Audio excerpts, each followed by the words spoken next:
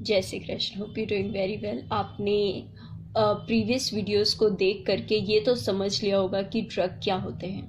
तो आपका जवाब होगा हाँ पूजा, हमने बिल्कुल समझ लिया है। ड्रग वो होते हैं जो यूज़ किए जाते हैं prevention diagnosis, the substance which is used for prevention diagnosis treatment and cure of disease not only in men's but also other animals also.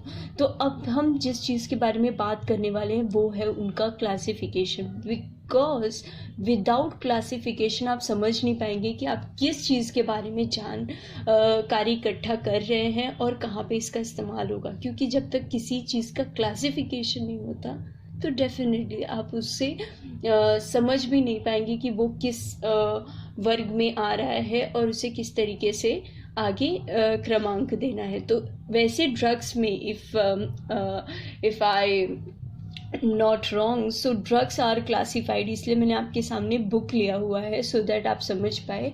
ये ड्रग्स एंड डाइस का TYBSC में जो बुक यूज़ होता है उसके ऊपर ये क्लासिफिकेशन आपको बताया गया है। On the basis of therapeutic actions the drug can be classified into 4 types. 4 broad types भी आप कह सकते हैं, 4 टाइप्स भी।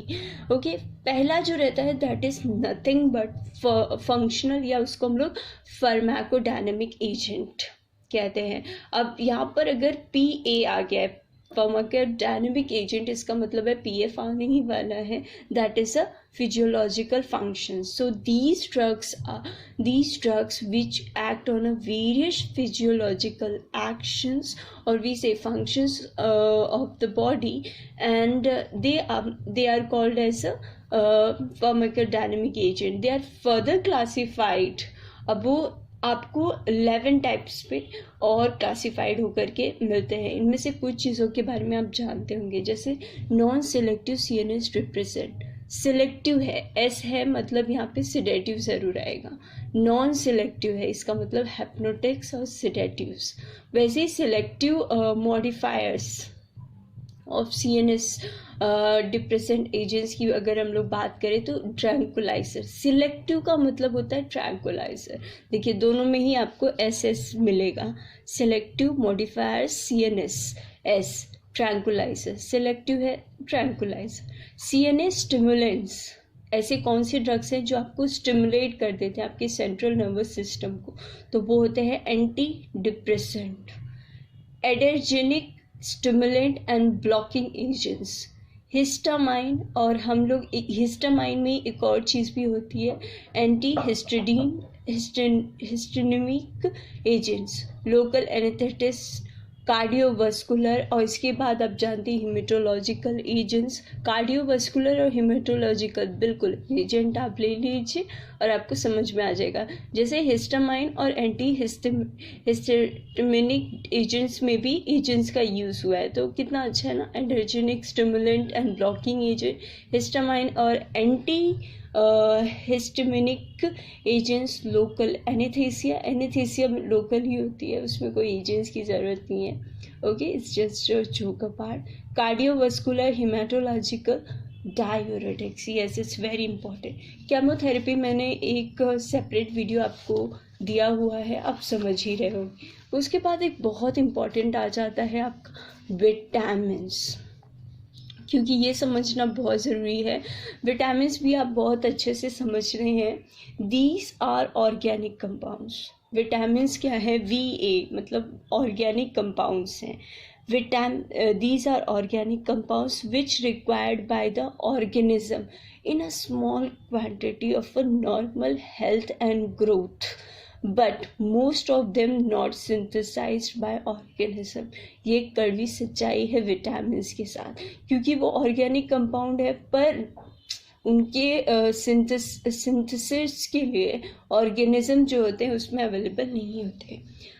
आप जानते होंगे कि यहाँ पे भी 4 टाइप्स होते हैं, जैसे 3 टाइप्स होते हैं। वाटर सॉल्युबल की बात आए तो आप जानते ही हैं कि C और B हमेशा ही वाटर सॉल्युबल होते हैं। B के कई कॉम्प्लेक्स है, इसके बारे में भी मैंने एक वीडियो बनाया है और जो आपको आसानी से मिल जाएगा।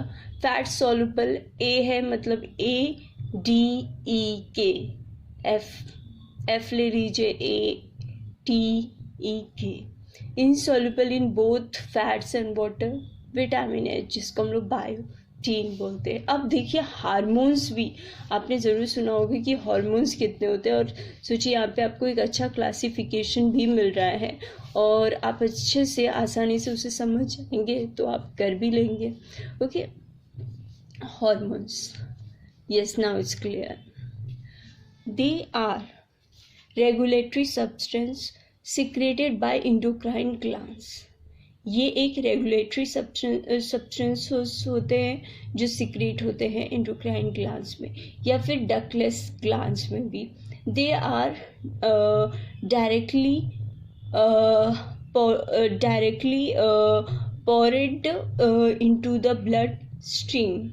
They are required in a very small concentration for controlling the regulatory metabolism like growth, productions, and further they are classified on the very important things. These are the 5. So they are further classified as a following depending on a specific functions which they control. Thyroid, those who are suffering from this, they should always keep an eye of their diet, because diet ही है जो उनके thyroid को control कर सकता है।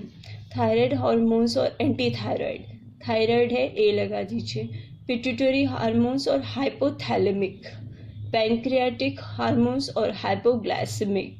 से देखिए दोनों पी आ रहे हैं पर यहाँ पे जी हो जा रहा है, पैंक्रियाटिक हाइपोग्लाइसेमिक और पिट्यूटरी तो हाइपोथैलेमिक, टी है थैलेमिक, पिट्यूटरी हार्मोन्स और हाइपोथैलेमिक, पैंक्रियाटिक तो hypoglycemic, sex hormones, adrenal and cortex hormones. मैं आपको एक चीज़ के साथ छोड़े जाती हूँ बिकॉज संडे है तो कुछ चीज़ों के बारे में आप जान लीजिए। ड्रग्स का भी नेमिंग होता है जिसे हम लोग कहते हैं नॉमेनकल्चर।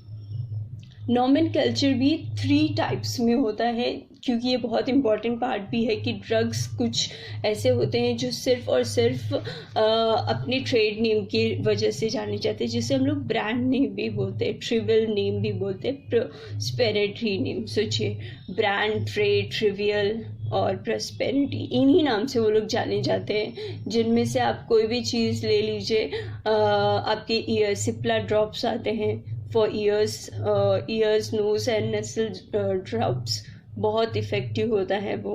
वैसे ही आपके डाइजीन, इनोसॉल्स, कुछ ऐसी चीज़ें हैं जो सिर्फ और सिर्फ, मैंने कुछ समय पहले आपको पिरामिल का ही एक बॉडी लोशन बताया था। Yes, it is very important कि आप वो डॉक्टर के प्रिस्क्रिप्शन के बाद ही लें।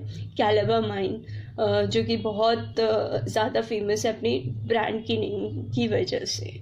वैसे उसका अगर मैं गलत नहीं हूँ तो एक और ब्रांड चलता है, मैंने उसे भी यूज़ किया हुआ है। और calamine is one of the effective body lotions, yes, but without prescription you can not hold it.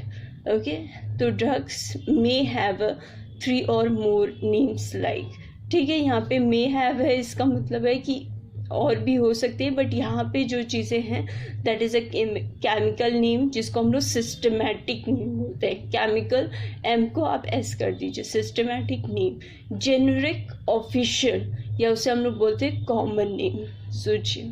और उसके बाद प्रॉस्पेरिटी, ट्रिवियल या फिर आप उसको ब्रांड नेम, ट्रेड नेम बोल सकते हैं। इस चीज़ के बारे में हम जानेंगे। Okay, thank you.